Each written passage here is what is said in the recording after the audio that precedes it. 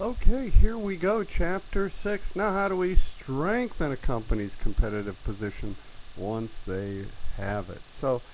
Here we're going to discuss that once a company has settled down on one of those 5 generic competitive strategies that we talked about last week, then we want to turn our attention to what other actions can they take in the strategic realm to complement its competitive approach or maximize the power of its overall strategy.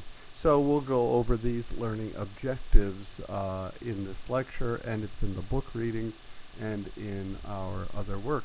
So to maximize the power of a strategy, a company must make choices about its competitive actions, right? How and when to take those actions, and then consider increasing or decreasing the scope of its operations to ensure those competitive actions are implemented, right? These are some of the questions you might ask. And so oftentimes the best offensive use of a company's most powerful resources and capabilities is to go ahead and attack rivals where they are, especially when they're the weakest. So strategic offensives are called for when a company spots an opportunity to go out and gain some of their market, right? So increasing your market share. Or when maybe a company has no choice, but you have got to attack to whittle away at some other strong competitors' advantages, right? So these are some of the questions you might ask in that approach. And so launching a strategic offensive to improve a company's market position should be considered. Sometimes a company's best approach is to seize the initiative, right? Carpe diem, which is Latin for seize the day, right? Seize the initiative, go on the attack, and launch a strategic offensive to improve your market position. There's a good commercial. Even though I like Ford better than Chevy, that's my choice, right? But there's a great commercial ad out there where people are carrying their truck bed doors through the green hills, so there's green involved now, and throwing them away to pick up their Chevy. It's a great image, right? It's on the attack. So no matter which of these 5 generic competitive strategies that we employ, that we studied last week, there are times when a company needs to go on that offensive to further improve, solidify, etc., its market position. And so the principal offensive strategy options, there are options available to us, right? How long it takes for an offensive to move to the standing that you want in this overall market capture, and whether it will actually be successful is going to depend on a lot of things. For example, on whether the market rivals recognize the threat, whether then they counter the threat, whether the rivals respond depends, whether or not they respond depends on whether they're capable. Maybe they don't have the resources at this time to make an effective response. Or maybe they believe that the counterattack is worth or not worth the effort. Maybe it'll be a distraction to them and their strategy. So there are a number of ways that this could go, right? And so using hit and run or guerrilla warfare tactics to grab sales and market share from complacent or distracted rivals is sometimes used. Launching a preemptive strike, right? All these are war type terms, but business can be war, right? Which is one reason, boy, if you're ever looking for a pretty good book out there, it is the art, Sun Tzu, he did The Art of War, an ancient Chinese warrior, right? And it's still famously used and quoted to this day in American war colleges. I know because I attended them. But someone or several people have done Sun Tzu, The Art of War in business, right? Fascinating approach that you might want to consider picking up. Now, then you want to choose which rivals to attack. So an offensive-minded firm needs to analyze which of those firms that they're going to challenge, as well as how to mount that challenge. Again, back to Sun Tzu, he would offer principles such that better to win without a fight, right? It may seem obvious, but it's not. We go after things. But then he will further go on to say that the know yourself and know your enemy. And he would make the point, if you don't know both, you risk losing, right? Know yourself, know your enemy. So it's very valuable. Again, I recommend it. Any one of the Sun Tzu on war for business. Okay. And so what are the best targets for an offensive attack? You have to determine that. One of the approaches that I love, and there's a book with this very title, A Blue Ocean Strategy, right? And so a blue ocean strategy offers growth in revenues and profits by discovering or inventing new industry segments that create together an all new demand, right? The blue ocean, right? It's wide, it's open, go after it. Represents this wide opportunity, offering smooth sailing and uncontested waters, right? It's a blue ocean. There's nobody else out there. And this is a great approach for a company first to venture out into the blue ocean, into the market. I worked in a college full time at St. Louis University, and the dean at the time brought in the concept of a blue ocean strategy in academia. How can we reach a new group of students that isn't being their needs being met today for their dreams and their income potential and their career aspirations, right? And she was using a blue ocean strategy. She actually handed me the book on my first day, Blue Ocean Strategy. You thought of it as a business book. It is, but she was applying it to academia. Very interesting. And so the Blue Ocean Strategy is going to provide a company with a great opportunity in the short run, right? But none of this guarantees it a long-term success, right? This is going to depend more on whether a company can protect that market position that it opened up. When Hawaii was first discovered by Westerners, it was a British explorer, Captain Cook.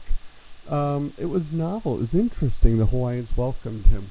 After some time, then everybody today, I mean, look at Hawaii today. Everybody wants to go there, right?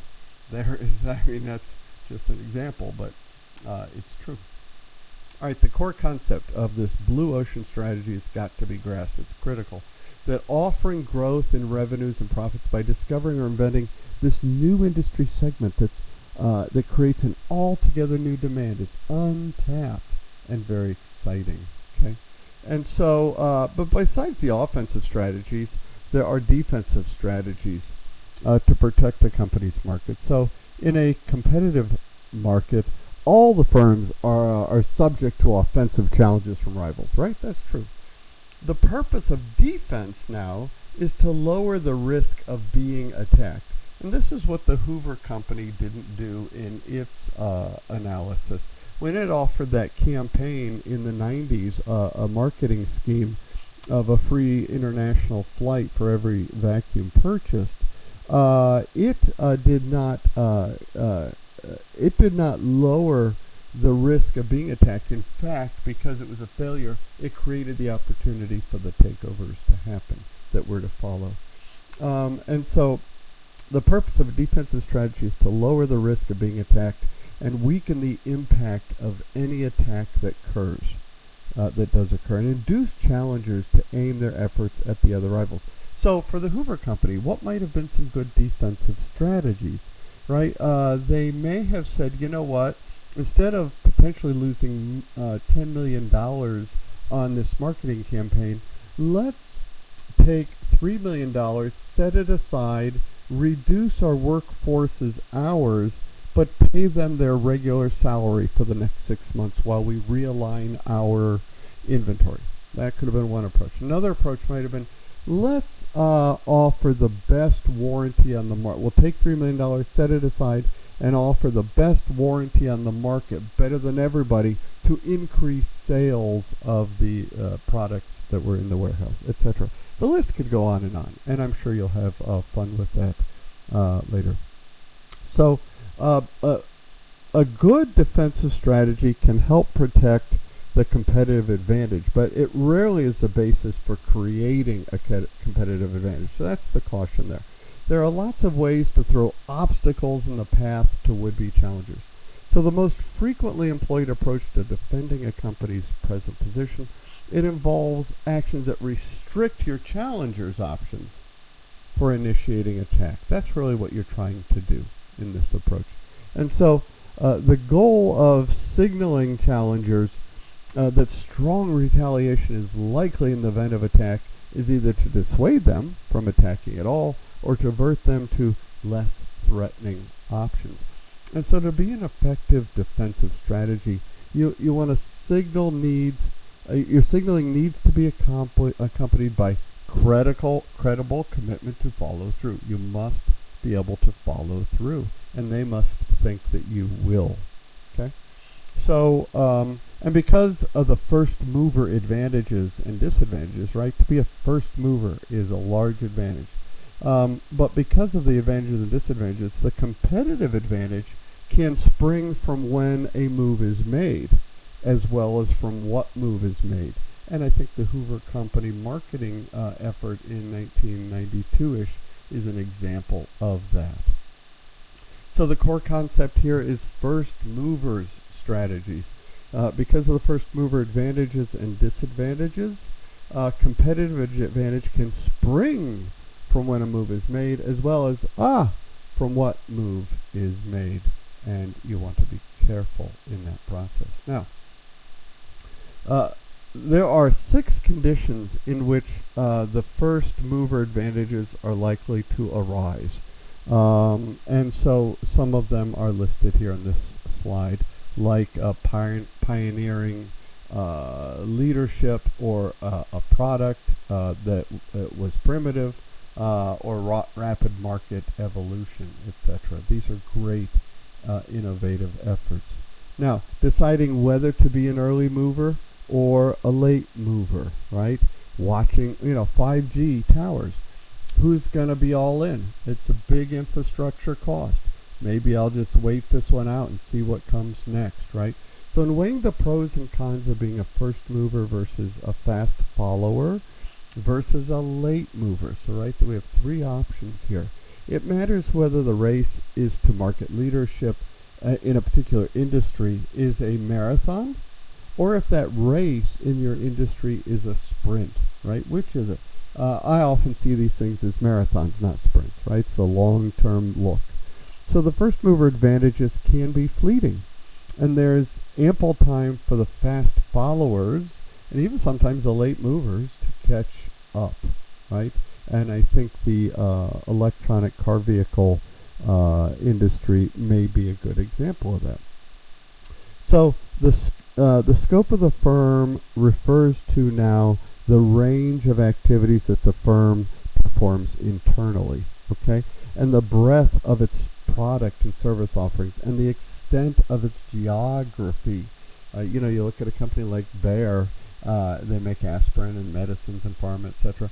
They're in probably 140 countries around the world. So scope issues are at the very heart of a corporate level strategy.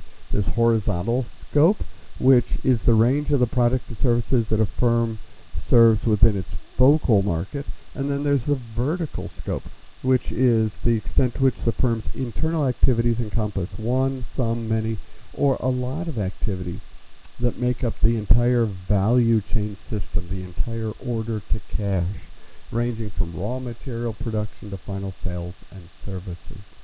Okay? So the core concept here being the scope of the firm, which refers to the range of activities, as I just mentioned, and the geography and the breadth of the offerings, etc.